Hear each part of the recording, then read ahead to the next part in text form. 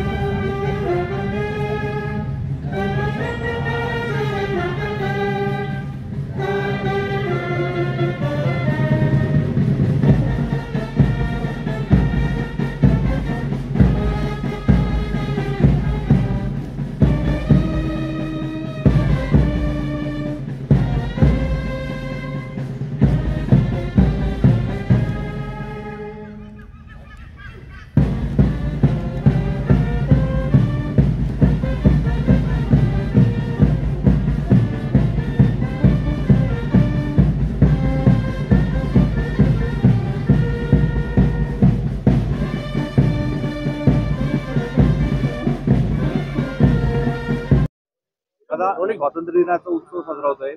कालच लाडक्या बहिणींच्या अकाउंटमध्ये लाडकी बहीण योजनेचे पैसे देखील जमा झाले.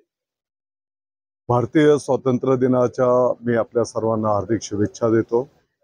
आपल्या भारताच्या स्वातंत्र्यासाठी ज्या महानुभावांनी स्वातंत्र्य सैनिकांनी बलिदान दिले, स्वतःच्या संसाराची घराची रांगोळी केली आणि आपल्याला हे स्वातंत्र्य मिळवून दिलं, त्यांच्या प्रति अभिवादन व्यक्त करतो.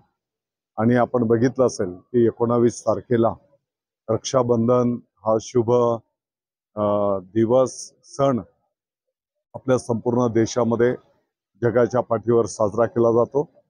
आणि याच शुभ दिवसाचं औचित्य साधून माननीय मुख्यमंत्री महोदय एकनाथजी शिंदे साहेबांच्या दृढ संकल्पनेतला हा प्रकल्प उपमुख्यमंत्री देवेंद्रजी फडणवीस साहेब, अजितदादा पवार साहेब यांच्या मार्गदर्शनाखाली मुख्यमंत्री माझी लाडकी बहीण योजना याचा मी तर बोलतो की रक्षाबंधनाची भेट आणि दीपावलीचं भाऊबीजची ॲडव्हान्स भेट माननीय मुख्यमंत्री माझी लाडकी बहीण योजना कालपासूनच आपण जर बघितलं असेल तर लाखो बहिणींच्या खात्यावर दर महिन्याला 1500 रुपये याप्रमाणे जुलै आणि ऑगस्ट या 2 महिन्यांचा सन्मान निधी वर्ग करण्याची प्रक्रिया सुरू झालेली आहे.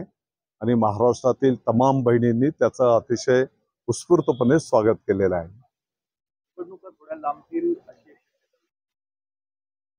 बघा, आपला देश नियम कायद्यावर चालतो. निवडणुका लांबवणं वगैरे हे कोणाच्या हातात नसतंय. पाठीमागच्या काळामध्ये ज्या पद्धतीने सरकार स्थापन झालेलं असेल आणि नंतरचा जो काही कालावधी असतो त्या कालावधीप्रमाणे योग्य त्या वेळेत निवडणुका संपन्न होतील. आता आपण आजही त्या रस्त्यावर तेवढेच खड्डे आहेत. कामाची त्या गतीने पाहिजे त्या गतीने 6 दिवसांचा अल्टिमेटम आपण दिलं होतं. बरोबर आहे. त्यानंतर आपण बघितलं असेल की माननीय उपमुख्यमंत्री महोदयांची पण बैठक त्यापूर्वीच संपन्न झालेली. माननीय मुख्यमंत्री महोदय एकनाथजी शिंदे साहेबांनी प्रत्यक्ष जागेवर जाऊन भेट दिलेली आणि प्रचंड प्रमाणात त्या ठिकाणी आता बदल झालेला आहे. कदाचित मागच्या एक 5-7 दिवसापासून जर आपण माहिती घेतली, माझा असा दावा नाही की 100% त्याच्यामध्ये दुरुस्ती झाली, परंतु मोठ्या प्रमाणात रस्त्यावरच्या खड्ड्यांची दुरुस्ती झाली आणि त्यातल्या त्यात आता सुरळीतपणे ट्रॅफिक त्या ठिकाणी सुरू आहे. काही नवीन तंत्रज्ञानाचा वापर करून ते खड्डे बुजवण्याचं काम प्रगतीपथावर आहे.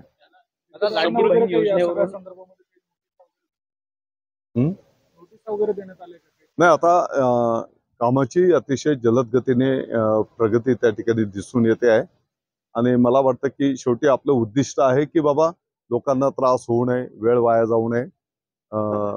तर त्या पद्धतीने रिझल्ट आता दिसून येतोय. लाडकी समृद्धीचा बहीण शेवटचा योजनेवरून टप्पा सुप्रिया सुळे म्हणाल्यात की बहिणींनी खात्यात आलेले पैसे लवकरात लवकर काढून घ्यावे, सरकारचं काही सांगता येत नाही. भाजपचे लोक मला पैसे वाटतं की येणार हा बालिशपणा आहे आणि एक प्रकारे तुम्ही महाराष्ट्राच्या करोडो बहिणींची थट्टा करता आहेत. कदाचित गोरगरिबांच्या आमच्या या बहिणींच्या खात्यावर हा जो सन्मान निधी जाणार आहे याचं काही लोकांना दुःख होत आहे असं एकंदरीत दिसत आहे.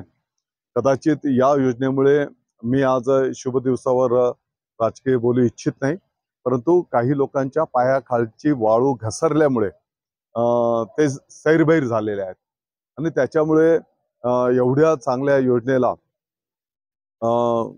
अगदी गुपितपणे कोर्टात आव्हान देणं, ही योजना कार्यान्वित होणार नाही या दृष्टिकोनातून प्रयत्न करणं, ही गोष्ट महाराष्ट्रातील जनता खपवून घेणार नाही. दादा, जोड प्रकल्प किंवा गरमीला या वर राज्य सरकारने मंजुरी दिली, स्वतः मंजुरी दिली राज्यपालांनी. मात्र केंद्र सरकारकडे भास्कर बगरे जे खासदार आहेत त्यांनी उत्तर असं आलंय की तो व्यवहार्य बघा, नाही. आपला व्यवहार्य म्हणजे तांत्रिक दृष्टिकोनातून जी पाणी उपलब्धता त्या ठिकाणी टेक्निकल कॅल्क्युलेशन केले जातात, त्याच्यामध्ये सरकारला अधिकार आहेत. एक विशेष बाब म्हणून सरकार त्या ठिकाणी निर्णय घेऊ शकत आहे आणि मला वाटतं की लवकरच आनंदाची बातमी आपल्या नाशिक जिल्हा, जळगाव जिल्ह्याला मिळेल. आता समृद्धी महामार्गाचं आमचा प्रयत्न आहे की सप्टेंबर महिन्याच्या आधी काही मार्ग काढून साधारणतः डिसेंबर महिन्यापर्यंत पूर्ण क्षमतेने तो कार्यान्वित होईल, परंतु काही प्रमाणात आपण सप्टेंबर महिन्यापर्यंत एका पुलाचा वापर करून तो कार्यान्वित करू शकतो. 9 महिन्याच्या जेलमधील मुक्कामानंतर शुभ दिवस आहे. अनेक हुतात्म्यांनी बलिदान दिले आणि आपल्याला स्वातंत्र्य मिळवून दिलेले अशा शुभ दिवशी आपण शुभ बोलूया. दादा, कॅबिनेटमध्ये मुख्यमंत्री